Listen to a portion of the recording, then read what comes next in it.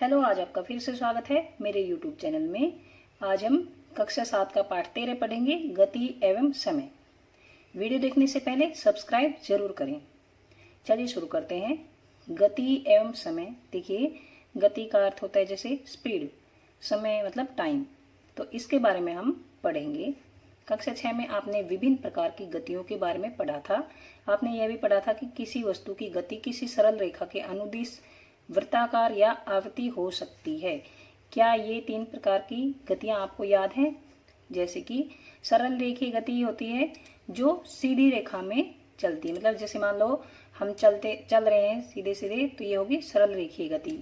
और वृत्ताकार गति जैसे पंखा ऐसे घूमता है यूं, तो ये होगी वृत्ताकार गति हो गई है। और आवृत्ति गति जैसे झूले की गति आपको याद होगी। झूला होता है, झूले पे जब झूलते हैं तो वो एक बार इधर जाता है, फिर इधर जाता है, फिर इधर जाता है, तो ये झूले की गति होती है। या फिर जो घड़ी का पेंडुलम होता है उसकी गति, जैसे एक बार इधर गए, एक बार इधर, तो ये आवृत्ति गति होती है। ये तीनों प्रकार की गति आपको याद होगी।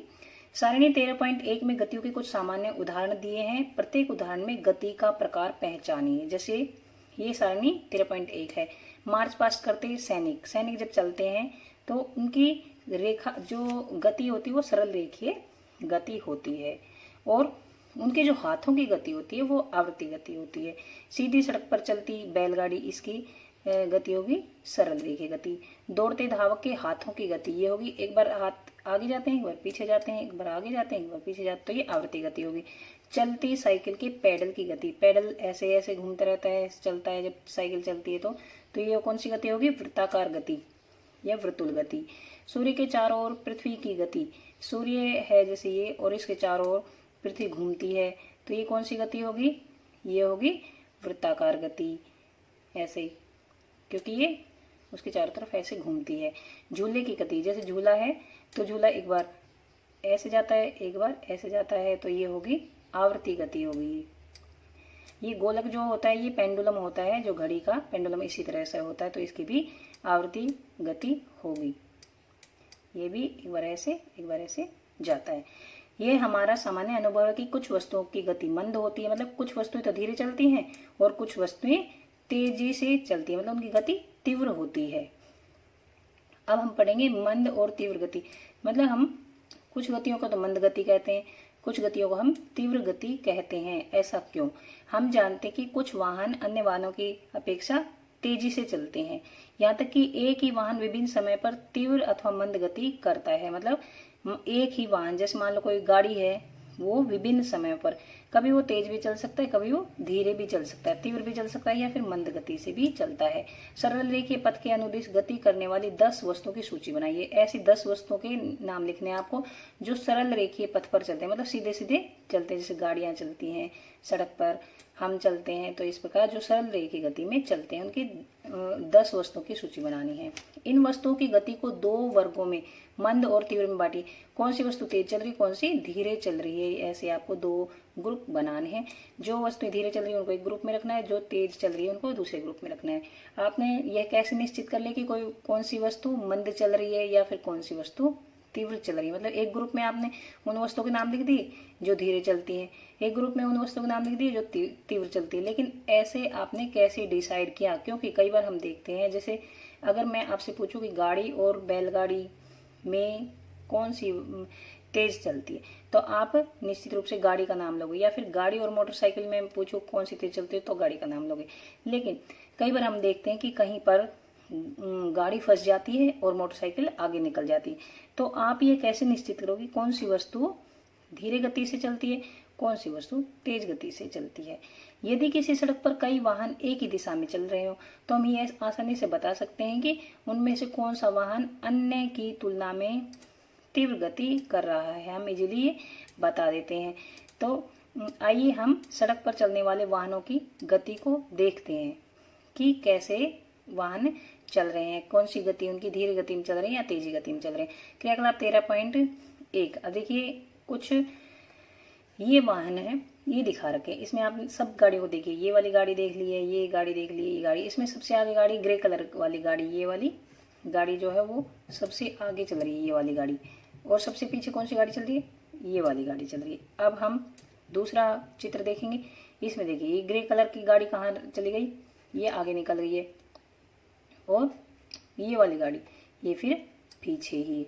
लेकिन आप देखोगे इनमें सबसे तेज कौन सी चल रही है, देखिए ये ग्रीन गाड़ी जो पीछे थी ये आगे पहुंच गई है।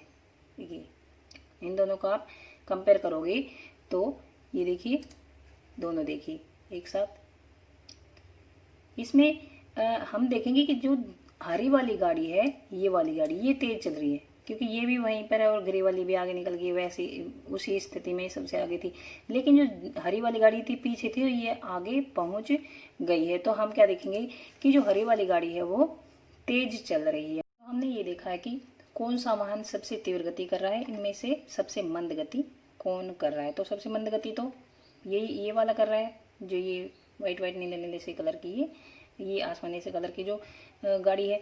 और सबसे तेज गति कौन कर रहा है, अभी पहले तो ग्रे कर रहा था लेकिन हमने देखा ये पीछे थी, अब ये तेज चल रही, तो ग्रीन कलर की गाड़ी है।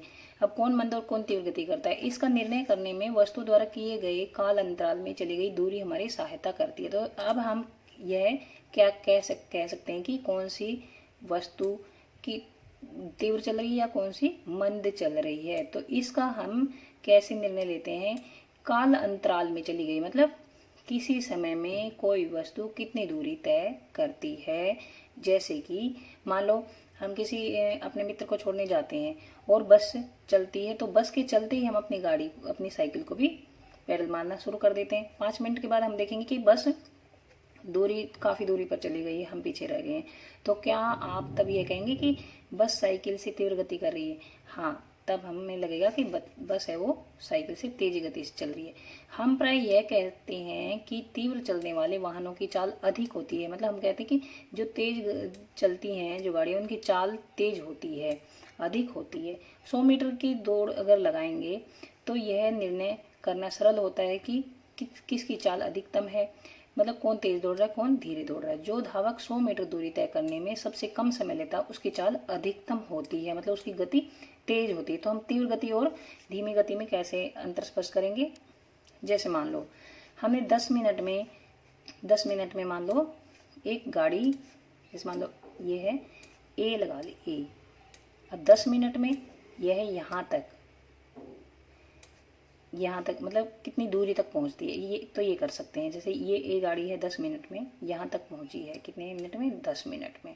अब हम बी गाड़ी को देखेंगे, 10 मिनट में वह कितनी दूरी पर पहुँचती है, ये है यहाँ पर पहुँचती। तो हम देखेंगे इसका काल अंतराल 10 मिनट है और इसका भी 10 मिनट है, लेकिन इसने जो दूरी तय की है ए ने वो ज़्यादा दूरी तय की है और इसने दूरी तय की है वो कम की है। तो इसकी कौन सी की स्पीड ज़्यादा हुई, ए की स्पीड ज़्यादा हुई है। तो ये देखिए ये लिख रखा है जैसे कि इसका निर्णय करने में वस्तुओं द्वारा किए गए काल अंतराल में चली गई दूरी हमारी सहायता कर सकती है, मतलब कितने समय में कितनी दूरी तय की है। कोई वस्तु तीव्र गति से चलती है उसका अर्थ यह होता है कि वह कम समय में ज़्यादा दूरी तय करती है, ज़्यादा दूर जाती है। और जो ज़्यादा समय में कम दूरी पर जाती है तो उसकी गति मंद होती है। तो तीव्र गति और मंद गति आपको समझ में आ गया होगा। जो अगर मान लो हम दोनों का 10 मिनट में कंपेयर करें कि 10 मिनट में कौन सी वस्तु ज़्यादा दूर जा रही है या 10 मिनट में कौन सी वस्तु कम दूर पे जा रही है, तो ज़्यादा दूरी तय करने वाली वस्तु जो होगी उसकी गति तीव्र होगी और कम दूरी तय करने वाली वस्तु की गति जो है मंद होगी। तो ये आपको अच्छे से समझ में आ गया होगा। यहाँ तक वीडियो खत्म करते हैं। अब हम नेक्स्ट वीडियो में पढ़ेंगे चाल के बारे में पढ़ेंगे हम। वीडियो देखने के लिए धन्यवाद। अगर पसंद आए तो शेयर करना और सब्सक्राइब करना न भूलें। धन्यवाद।